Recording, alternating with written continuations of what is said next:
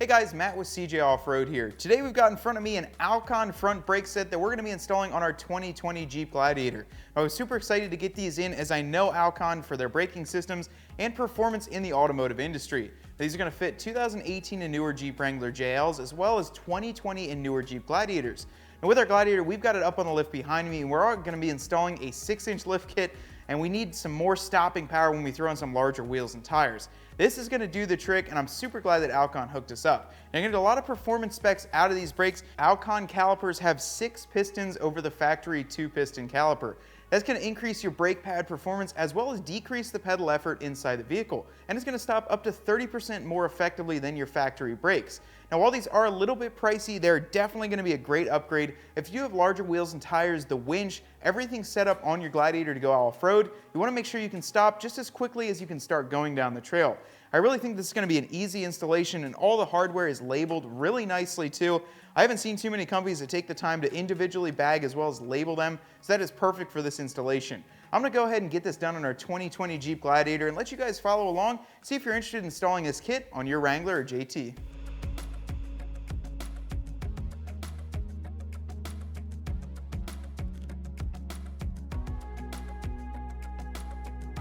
Okay guys, so as you can see, we are underneath the Jeep here. We've already got the wheel and tire removed, exposing our caliper and rotor in stock form.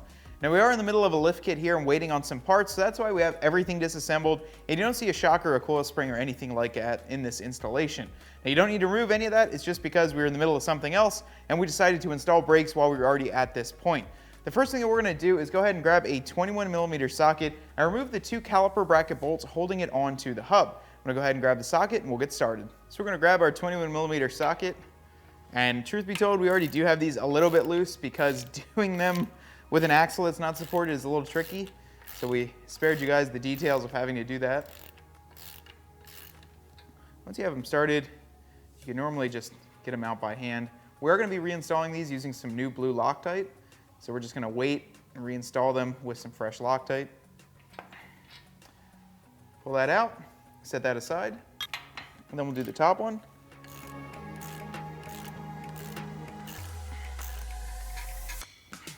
Once you have both the bolts out, we can remove the factory caliper and set it in a safe location and not hang it off of the brake line. So we're just going to set it on top of the axle, and then we can move on to getting the rotor off by removing 1 Torx bolt. So for the JL and the Gladiator, the rotors are not held on by those small clips that you used to find on the JKs that went onto the wheel studs, but it's actually a T27 Torx bolt that goes in and threads on. I found it the easiest to grab a small torque gun or a little impact and zip these off, as trying to turn it with the whole rotor spinning at the same time doesn't really work. So I'm just going to zip it off with a T27 Torx bit,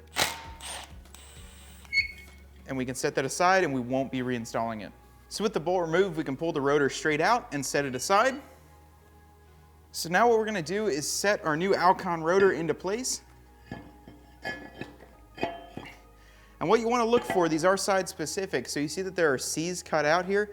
You want to make sure that they are pointing towards the front of the vehicle. So the C is going to be backwards, and this cup section will be towards the front. So when we can spin this, you'll see that they all stay in the same orientation and they're facing towards the front of the vehicle.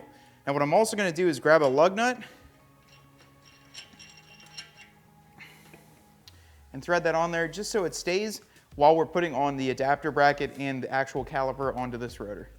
Now that we have the rotor on, we're going to go ahead and grab our adapter bracket. As you can see, one side says disc and the other side actually has the part number on it there. So the disc side is going to go towards the disc, and then what we're going to actually do is make sure that this cutout is going in the same direction as the rotor. So that's going to sit right inside there like so. We're going to grab our factory hardware with some Loctite already on there and get them started into our adapters.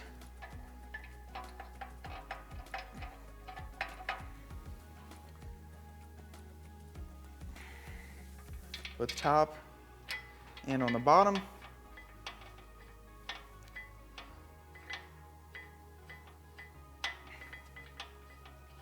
Get them snugged up by hand here first. Is always my go-to method, especially with something as new as our Jeep is. There's not really too much rust or anything to worry about. So you can see that's in there. We do have clearance for the rotors and they're going in the proper direction. And we're going to snug these up by hand and then torque them down to factory specs before we move on to putting the caliper on.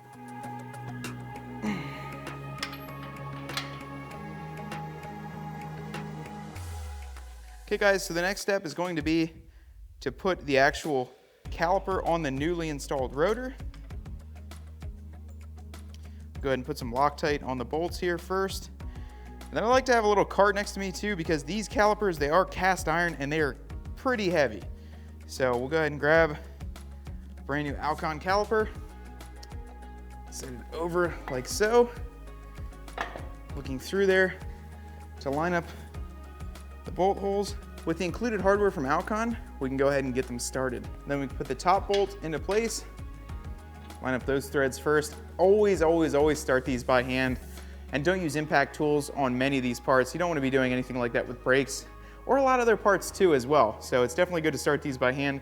So we're going to grab a 3/8 Allen key, throw it on a ratchet here and get these snugged up.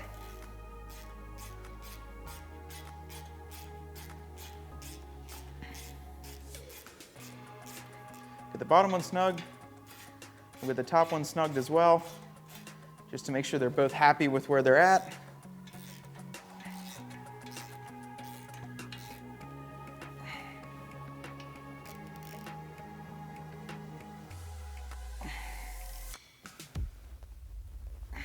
So now these say to torque them down to 165 to 175 Newton meters, and what that equates to is about 120 to 125 foot-pounds. So we go ahead and torque these down to 120. It is a lot, but these are some larger bolts, so they can take it.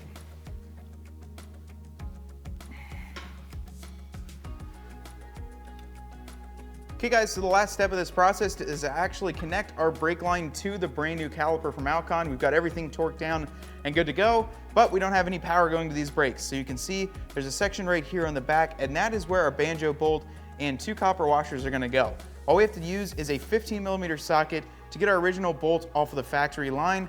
Go ahead and set that up there quickly, and then we can go ahead and get everything torqued down. So we're gonna use our 15mm socket to remove the factory bolt, which we will not be reusing. This kit comes with brand new bolts as well as new copper washers. So go ahead and remove that. Take our bolt off. Take the copper washer off.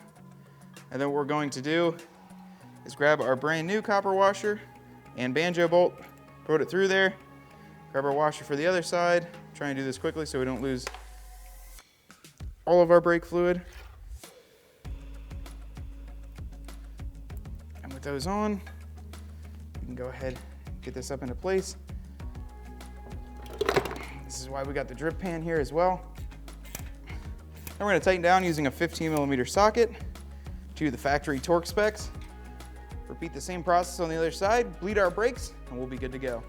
Well guys, about a half an hour later, and we've got these Alcon front brakes installed on the front end of our Gladiator. Overall, this was an extremely easy install that I'd highly recommend if you're looking to increase the brake performance of your JL or brand new Gladiator. I think they look absolutely killer on here, plus those 6-piston and the bright red powder coat is really going to accent our firecracker red Gladiator extremely well. I can't wait to get in this truck and really drive it and figure out how it controls and performs with these new brakes on here. Now we're going to expect to see a new video here in a few weeks. We have to just get this lift kit and everything else assembled. Then we'll do a full driving review, and I'll let you know how these feel with some 37s or even bigger. We're not sure how big we're going to go onto this truck. Until next time, guys, I'll see you out on the trail, and if you're interested in these Alcon brakes, be sure to drop by cjponyparts.com. And for all your great off-road content, be sure to like and subscribe our YouTube page, as well as stay tuned to our social media. See you guys later.